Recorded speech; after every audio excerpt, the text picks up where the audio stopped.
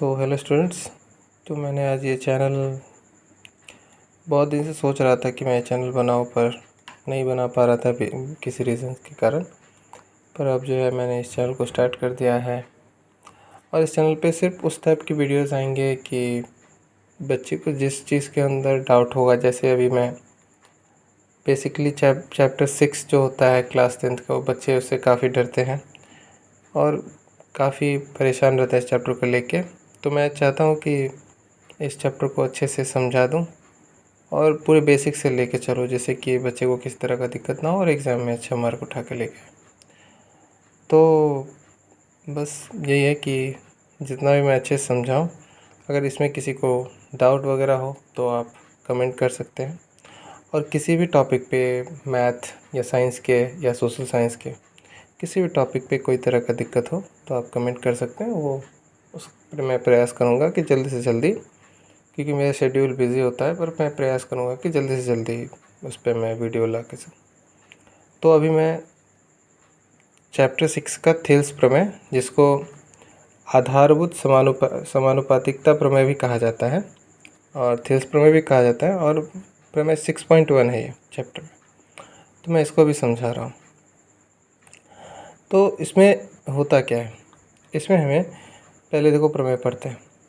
यदि किसी त्रिभुज की एक भुजा के समानांतर अन्य दो भुजाओं को भिन्न भिन्न बिंदुओं पर प्रतिच्छेद करने के लिए एक रेखा खींची जाए, तो ये अन्य दो भुजाएं एक ही अनुपात में विभाजित होती हैं। तो सबसे पहले तो यहाँ पर एक त्रिभुज बनाया गया है, तुम देख सकते हो, और इसके समांतर ये इन सब लाइन को तुम कुछ देर के लिए भूल जाओ, मैं सारा क्लियर करूँगा अभी। अभी यहाँ बताते हैं। देखो, एक त्रिभुज है, ठीक है। इस त्रिभुज में ये है ए, ये है बी और ये है सी, और इस बी सी लाइन के समानांतर यहाँ पर एक लाइन खींचा गया है जिसका नाम है डी और ई, ठीक है, क्लियर है। तो यहाँ पर ये डी ई लाइन खींचा गया है इसके समानांतर, बी सी के समानांतर। पहला चीज़ तो हम देख लेते हैं मैं गिवन क्या सब है, दिया क्या सब है। तो यहाँ पर प्रमेय अनुसार ए बी सी एक त्रिभुज है जिसमें डी जो है वो समानांतर है बी सी के। यहाँ पर डी जो है वो समानांतर है बी सी। अच्छा, समानांतर का मतलब आप लोग नहीं समझ पाते होंगे। समानांतर का मतलब दो ऐसी रेखाएं जो कहीं भी अनंत तक बढ़ाया जाए और दोनों के बीच की दूरी कभी ना घटे। मतलब दोनों हमेशा, जैसे कि ये लाइन देखो, इस कॉपी की ये लाइन्स देखो, ये कितना भी आगे जाएगा इन दोनों के बीच की दूरी कम नहीं होगी। एक तरह से समानांतर ये कह सकते हैं, ठीक है। तो हमें ये कहा गया है कि त्रिभुज ए बी सी एक त्रिभुज है जिसमें डी समांतर का ये चिन्ह है और बी सी है। हमें सिद्ध क्या करना है कि यहाँ पर देखो, यहाँ पर ए डी बट्टे डी बी, यानी ये ए डी और ये डी बी जो बराबर होगा ए ई बट्टे ई सी के, इसे हमको सिद्ध करना है। तो इसके लिए हम सबसे पहले क्या करेंगे, वो लिख लेंगे कि हमें सिद्ध करना है ए डी बट्टे डी बी बराबर ए ई बट्टे ए सी।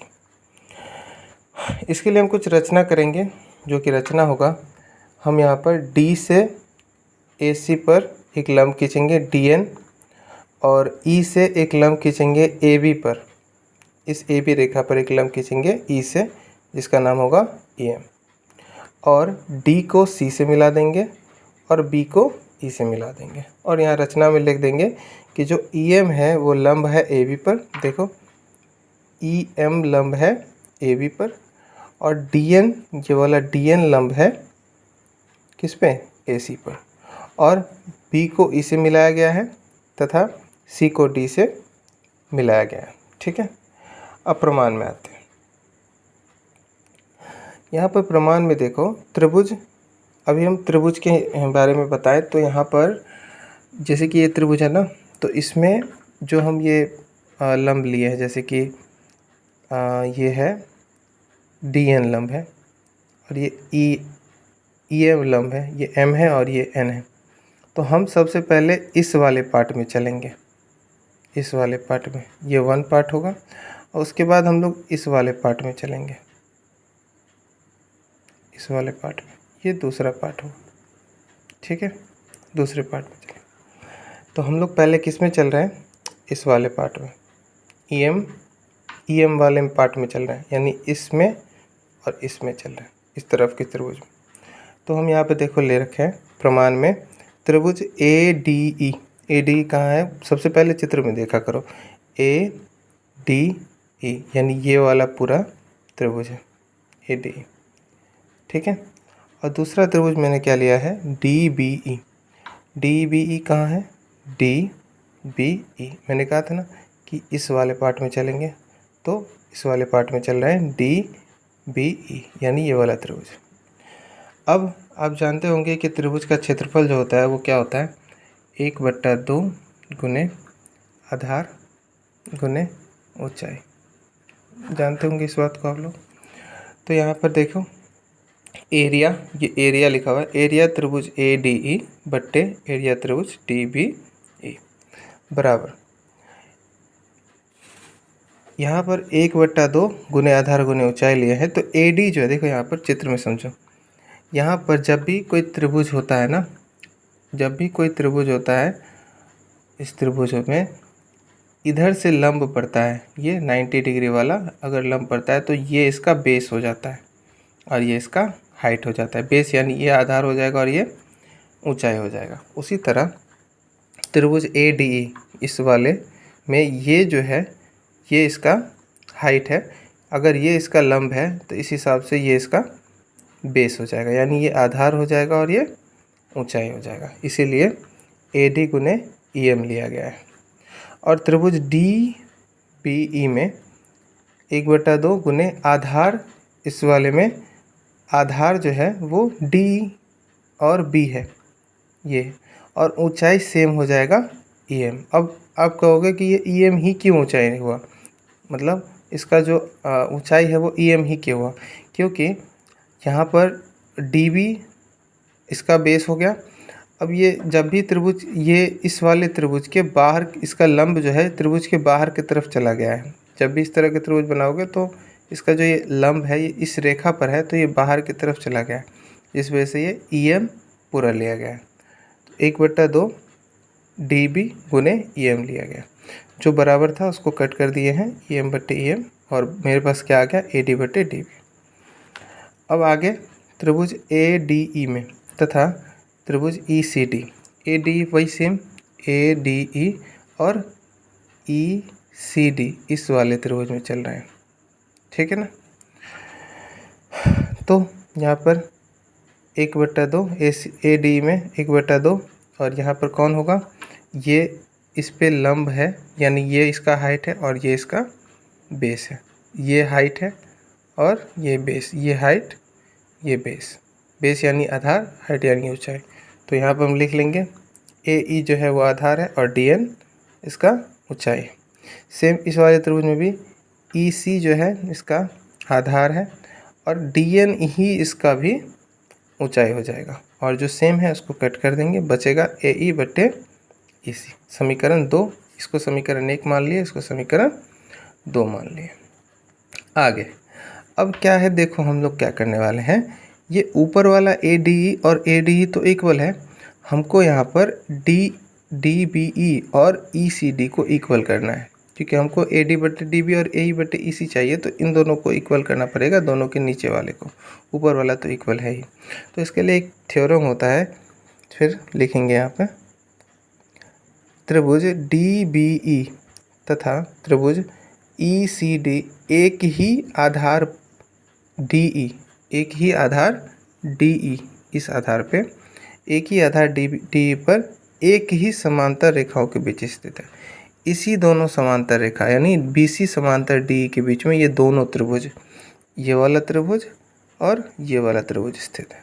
ठीक है, इन्हीं दोनों के बीच में, इसी दोनों समांतर रेखाओं के बीच में ये दोनों त्रिभुज स्थित है।